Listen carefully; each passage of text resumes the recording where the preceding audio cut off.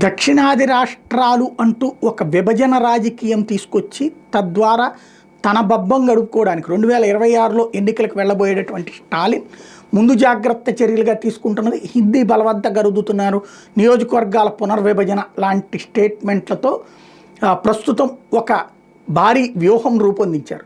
ఇందులో దేశవ్యాప్తంగా కొన్ని పార్టీలని పిలుపు అన్నటువంటి జరిగింది. అందులో దక్షిణాది రాష్ట్రాల పిలుపు జరిగింది. స్వయంగా స్టాలిన్ ఆంధ్రప్రదేశ్లో జగన్మోహన్ రెడ్డి దగ్గరికి ఒక మంత్రిని, ఒక రాజ్యసభ సభ్యుడిని, అంటే దాదాపుగా తన తర్వాత అంటే స్టాలిన్ తర్వాత ఆ స్థాయిలో ఉన్నటువంటి మంత్రిని పంపించాడు. అట్లాగే ఒక రాజ్యసభ సభ్యుడిని పంపించారు జగన్ని దానికి రమ్మనమని చెప్పేసి. ఇందులో తమిళనాడులోని పార్టీలని, ఆంధ్రప్రదేశ్లో జగన్ ఒక్కడనే పిలిచారు. తెలుగుదేశాన్ని కానీ, పవన్ కళ్యాణ్ని కానీ, షర్మిలను కానీ పిలవలేదు.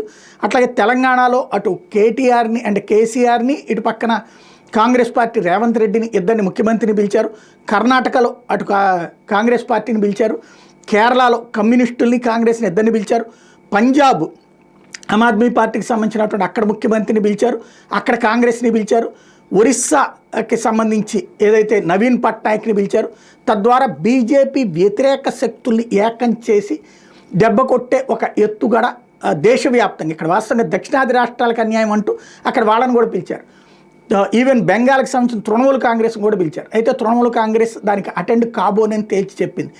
మరొక వైపున ఆంధ్రప్రదేశ్ నుంచి జగన్ అటెండ్ అవుతాడన్నటువంటి కోణంలో నిన్న కూడా 7 రాష్ట్రాల నుంచి వస్తున్నారు అంటూ స్వయంగా స్టాలిన్ చెప్పుకొచ్చుకున్నారు. అయితే జగన్మోహన్ రెడ్డి ఆ కార్యక్రమానికి హాజరు కావట్లేదు.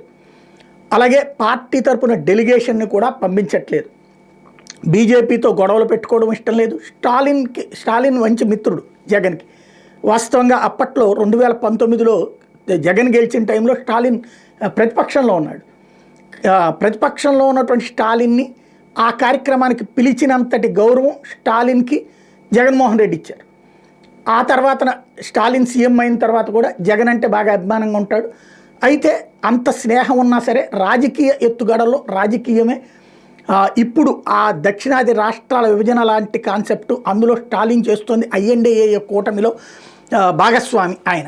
ఐఎన్డీఏ కూటమిలో భాగస్వామిగా ఉన్నటువంటి కాంగ్రెస్ పార్టీని కూడా అందులో పిలుస్తున్నటువంటి సందర్భం. అట్లాంటి సిచ్యుయేషన్లో తను వెళ్తే యాంటీ బీజేపీ, యాంటీ ఎన్డీఏ అన్నటువంటి ముద్ర పడుతుంది. కాంగ్రెస్ గూటికి చేరాలని జగన్మోహన్ రెడ్డి అనుకోవట్లేదు. అదే సందర్భంలో అలాగని శాంతం నిర్లక్ష్యం చేసినట్టు కాకుండా తన మిత్రుడు కాబట్టి ఒక లేఖ ఏమని, నియోజకవర్గాల పునర్విభజన అంశానికి సంబంధించిన దాంట్లో ఒక లేఖ, ఆ లేఖ కూడా ప్రధానంగా ఏంటంటే నియోజకవర్గాల పునర్విభజన అన్నటువంటి పాయింట్ విషయంలో దక్షిణాది రాష్ట్రాలకు అన్యాయం జరగకుండా ఉండాలి అదే అనేటటువంటి లేఖ స్టాలిన్తో పాటు కేంద్రానికి కూడా పంపించేటటువంటి. అంటే ఇక్కడ ఉభయ కుశలోపరి, కేంద్రంతో గొడవ పెట్టుకోడు, అందుకని తను వెళ్ళడు, అట్లాగే పార్టీ డెలిగేషన్ని పంపించరు. అదే సందర్భంలో స్టాలిన్తో ఉన్న స్నేహాన్ని దృష్టిలో పెట్టుకుని మరొక వైపున నియోజకవర్గాల పునర్విభజనకు సంబంధించిన అన్యాయం జరగకూడదన్నటువంటి సంకల్పాన్ని ఆ లెటర్లో మెన్షన్ చేయడం. ఇది జగన్మోహన్ రెడ్డి తాజాగా అనుసరిస్తున్నటువంటి వ్యూహం, సంచలనాత్మకమైనటువంటి నిర్ణయం.